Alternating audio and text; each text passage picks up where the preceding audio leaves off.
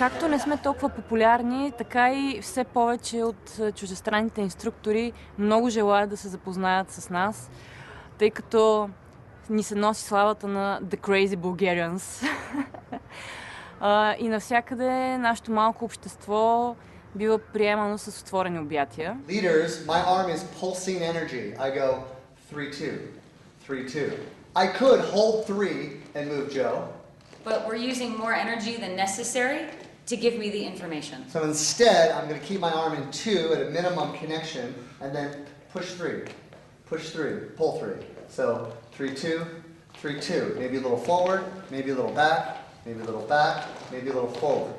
Try this with your partner. Днес, този уикенд, на гости са ни двама американци, Кевин и Джо. Те са доста известни в нашите среди и ще ни учат този уикенд на техния поглед на свинг танците. Казвам се София, занимавам се с танци цял живот. В частност, последните 4 години се занимавам с свинг танци и работя за Линди Хоп България. Завършила съм класически балет, след това съм завършила танцов театър в академията и по стечение на обстоятелствата се запознах с Явор и преоткрих за пореден път красотата на джаза, на африканските танци и в частност свинг танците. So followers, I'm given information on a direction, but I have to balance myself. That's what I bring to the partnership, is a balanced human being. I'm not needy, I don't need Kevin, I just want Kevin. And that's important. You want to go with your desires, not your needs. Our needs are crazy, but your desires, sometimes they're okay. All right, try it again. Followers, connect. Ако се разроем малко в историята на джаз музиката, естествено тя произлиза от афроамериканците, които са били заведени в Америка и са били използвани като роби. И те са пеели на полето, докато работят. Оттам се зараждат и, примерно, един свири, докато един нещо си потропва. Първо е рактайм музиката. След това започва блуз. След това вече белите, виждайки това нещо, си го взимат и се появява Чарлстон. След което 20-те години е адски популярен този Чарлстон. След което вече се появяват и големите биг бендове. Имам дори много интересни истории, в които големи биг бендове имат събитие и на главния вход има табела, в която е било забранено за линди хопъри. Тоест те не са искали фокуса да бъде преместван върху танцорите, са искали само за тях. И така 30-те и 40-те години е бума на тези танци. И времето, в което той изчезва, е момента, в който се заражда рок-н-рол музиката, нещата започват да стават малко по-електронни и изчезва точно това усещане за свингиране. 80-те години е възраждането на този танц до днес, когато вече отново има страшно много ивенти. Искам да ви кажа, че не знам какво трябва да работя, за да мога да си позволя да ходя на абсолютно всичко, защото всяка седмица има поне по 2 големи ивента някъде в Европа, където се събират адски много хора. Един от, може би, най-големите ивенти е в Будапеща, Линди Шок. Тази година беше 10-та годишнина. На самия Дунав си представете 3 кораба, в които на всеки кораб има различна жива музика с големи биг бенди и 1500 човека от цял свят. И това е една седмица наистина Линди Шок. В днешно време отново виждаме модата на високите талии, на ризите за жените, например, тиранти, папионки, вратовръзки. Всички тези малки елементи допринасят, за да изглежда така наречен винтидж. В съвремието можеш да използваш, ако смяташ, че на теб повече ти опонира стила от 20-те до 50-те, т.е. можеш да импровизираш, можеш да съчетаваш, но приготвянето за едно парти си е един малък ритуал. Това да се гримираш, това да си направиш прическа, да си избереш тоалет, обувки. Всичко това е една подготовка за една прекрасна вечер, която ти сам си правиш. Екипа ни е около 15-16 човека. Преподаваме всеки ден. Имаме групи почти в цяла София на различни локации. Явор е бил състезател по акробатичен рок-н-рол. След това завършва надвис, актьорство за куклен театър. След това учи мениджмънт и маркетинг, т.е. Явор е със странно развита личност.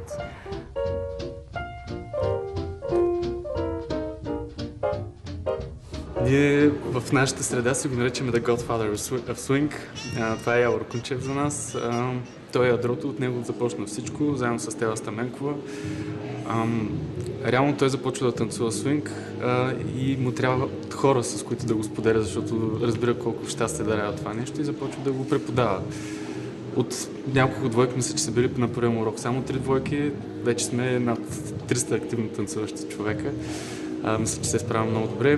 Доколкото знам, реално ние не си говорим толкова за миналото, колкото за бъдещето и какво искаме да постигнем заедно. Но той първо състезател по акробатичен рок-н-рол на България и в момента реално е в Сочи като съдия на такова състезание. Всички сме горе с него. Успява на всеки един фестивал, където и да отидем, да представи по много адекватен и подобаващ начин нашето общество. Така че звезди от ранка на Кевин и Джо, които са при нас в момента, да идват с удоволствие и да искат да се връщат. Без Явор това нямаше да бъде възможно и вярвам, че цялата свинг общност в България и не само вече в България, за сега в Европа, надявам се скоро и по целия свят, го оценява като личност, която развива тази култура и ние много го обичаме за това. So we explained this concept of 1 energy, 2 energy, and 3 energy. I want to give a demo of this. I can pick up this water. You ready?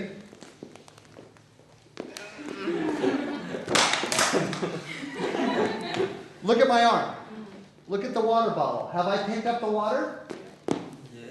Kevin, you're on film for the rest of your life. I know. So that was successful. But what if I picked up the water like this? Is the water picked up? Yeah. Yeah. So you have a choice, leaders, on how you dance. You could be known with a reputation of holding your follow and giving your follow information. And it is functional, meaning you're dancing, meaning I am picking up the water. Or my arm is water. And this is the problem. When a lot of you are dancing, you're like, yes, I'm dancing. We can come over and give you a gold star and be like, congratulations, you're dancing. But the question is, are you dancing with efficient energy? And does it feel good for your partner? And more importantly, can you dance all night long? И честно казвам, свинга промени живота ми. Преди това завърших бизнес и маркетинг в Холандия. Върнах се в България, за да преследвам кариера. Започнах с кариера и свинг танци и от хоби ми стана всъщност професия. И наскоро дори напуснах работа, за да мога да се отдам повече на танците и да преследвам мечтата си. Има една крилата фраза в свинга, която много ми харесва. При нас няма грешки, има само вариации. За мен е много важно всеки човек да покаже индивидуалното от себе си, това да танцува така, както му е приятно и удобно. Тук не се стремим да ги слагаме в някаква матрица, в която да не излизат, а по-скоро всеки да покаже себе си и колко е различен и колко е готин. И за мен свинг танците са създадени около това нещо да те кара да бъдеш щастлив. Всъщност, първата секунда, когато сме родени, ние започваме да се движим. Крайници мятаме да усетим къде сме в пространството и според мен това е абсолютно естествено. Тялото ти само изисква движение. Когато сложиш на музика и започваш да илюстрираш нещо, което изпитваш, това го превръща вече в изкуство и става нещо, което няма как да останеш безучастен, когато го видиш или го усетиш, за да го пресъздадеш. Едно от най-големите впечатления, което ме е правило като общност и според мен това свинга е точно цетка за хора, които са културни, образовани, отворени към света, отворени един към друг като човешки същества. На един от най-големите фестивали, които съм ходил в Будапеща, там са около 1800-2000 човека, работил съм като доброволец на входа. 99% от хората, когато влязат, казват добър вечер, здравей, аз съм еди кой. Аз съм просто работник там, въобще нямам никаква важна роля. Въпреки това всички хора смятат всички за равни. И за това, че щом знаем езика на свинга, значи може да си говорим, да се познаваме.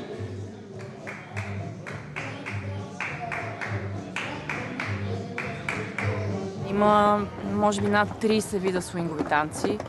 Започнем от линди хоп, чарлстън, балбоа, шак, дори джайфа е свингов танц. Балбоато е стила на Ал Капоне. Той се е развил по времето, когато клубовете са били толкова претъпкани, че не е имало абсолютно никакво място и танцуват адски близо един до друг. И отдолу само крачетата се мърдат. Докато буги-вуги, краката са много отчетливи, като машинки са отдолу и е доста бърз също. Блуса отново е свингов танц, но вече самото име блуз си представяме, че те се движат доста бавно.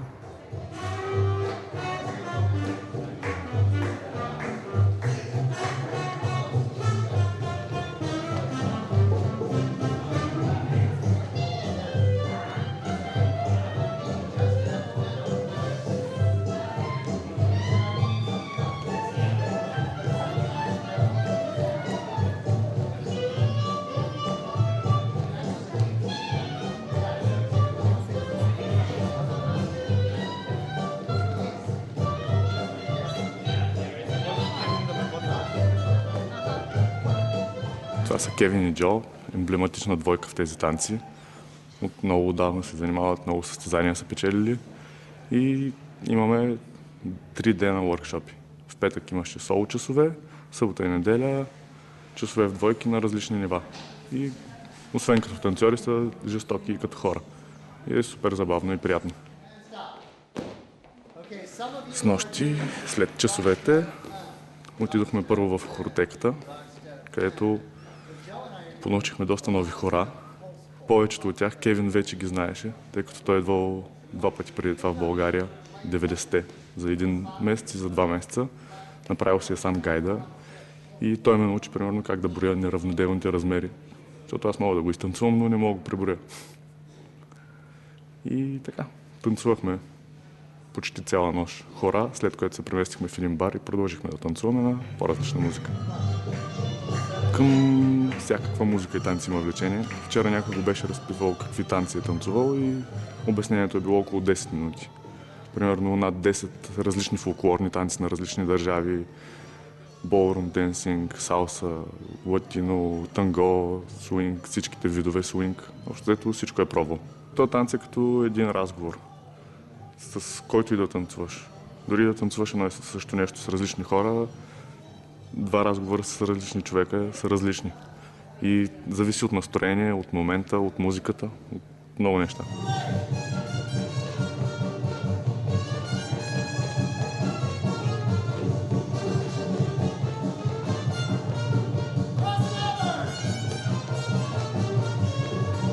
Когато някой дойде за първи път в залата ни, общо взето се сблъсква с едни преподаватели, които постоянно се майтапят.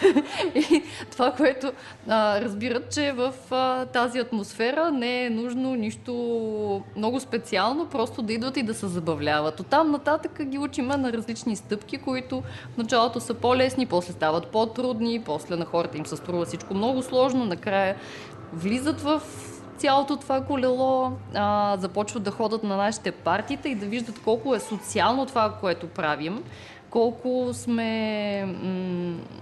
как танца свързва хората, защото танцуваме с най-различни хора през цялото време. Е една постоянна комуникация, която тече между двама души. И започват много да се заразяват.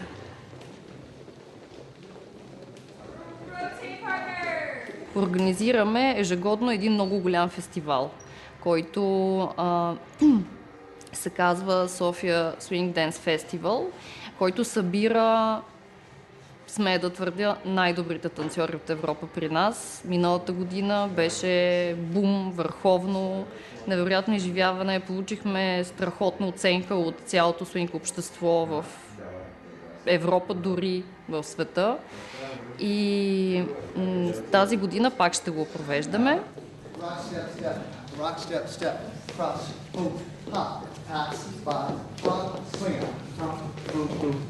Small steps. You guys have great traditions at weddings in Bulgaria. Hold on, like all of you are just like, oh yeah, blah, blah, blah, blah. And everyone's dancing, it's great. In the US, most people are drunk and they're just like barely moving. And if they have someone, it's really, record this. we're gonna go over here quickly. They can't, don't record this, don't record this. It's bad dancing, it's bad dancing. Ha. Nope.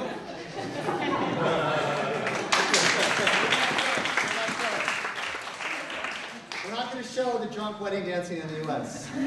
Instead, we're going to leave you with a positive memory of lazy fast, done with what we want you to do. Add the tuck turns. Ha, do, swing out. Ha. So it doesn't matter about the rotation.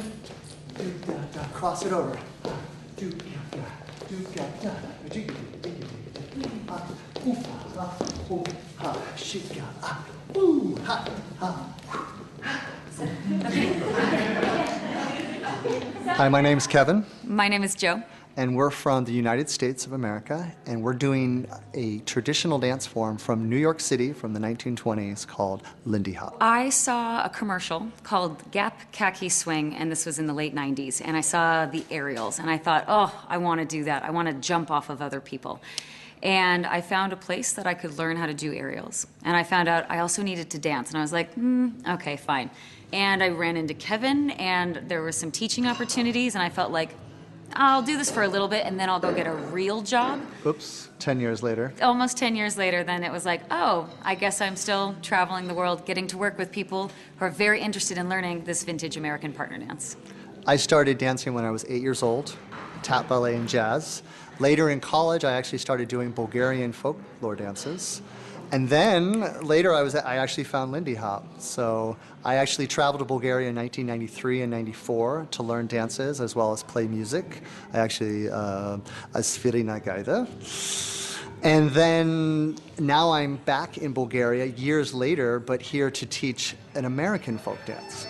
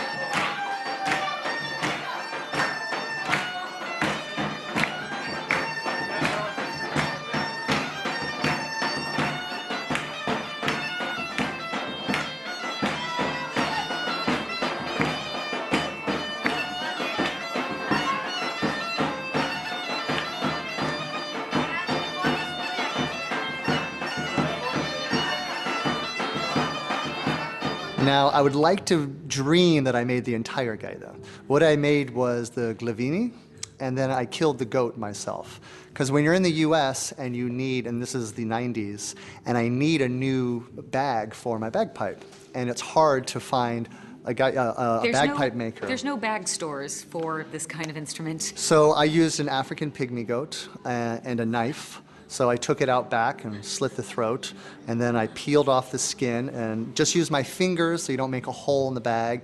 And then I dipped it in salt, cured it, and then with my woodworking, I was able to spin the glavini, I think is the name, parts that attach to the legs and to the mouthpiece. And I actually made the mouthpiece out of redwood, which was where I was living in Northern California. So I used the traditional wood from California, and then I cheated and I bought Bulgarian bagpipes. And so my gaidanica, the chanter and my drone are both Bulgarian made.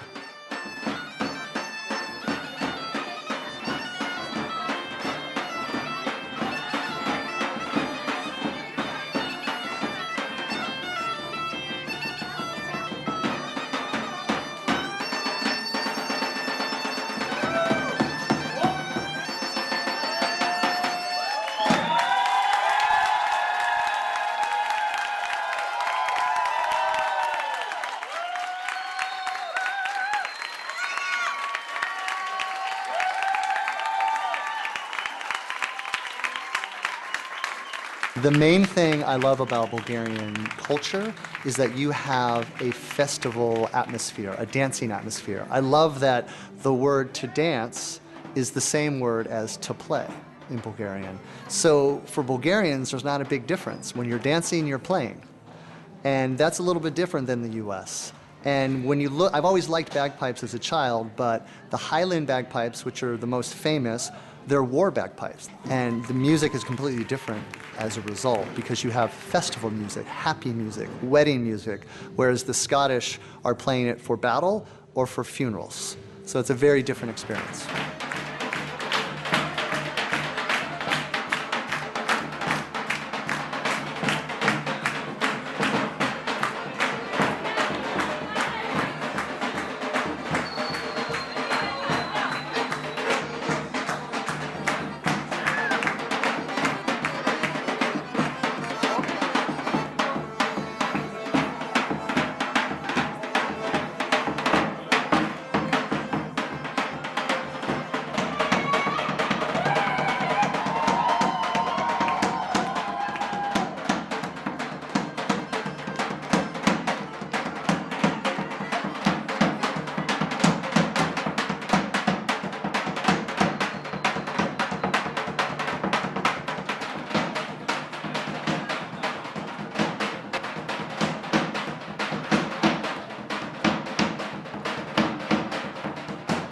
We're modern Lindy Hoppers. We didn't grow up in the 1920s and 30s, despite how old we look.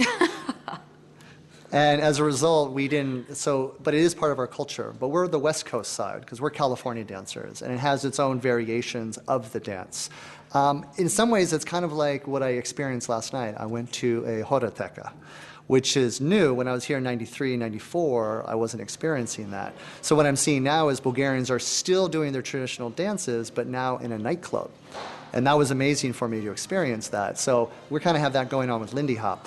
It's not done in the same way as was done in the 20s and 30s, but we're still doing it. We're just doing the more modern version based on the technology we have and just the realities that we live in.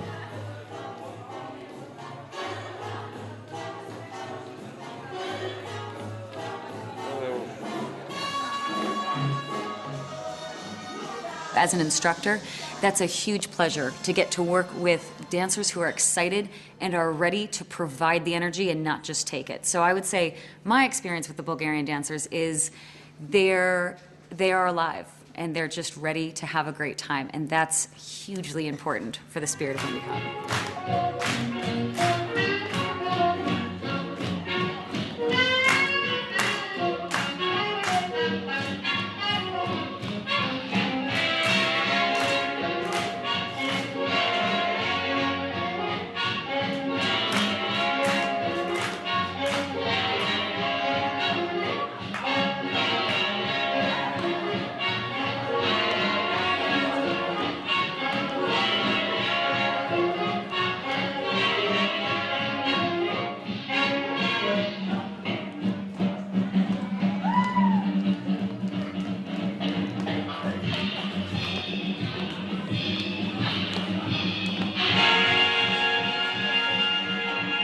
LindyHop.bg, which is the Bulgarian school here in Sofia, they are amazing teachers, and they're doing a really good job educating the students and bringing the jazz culture and life to the dance.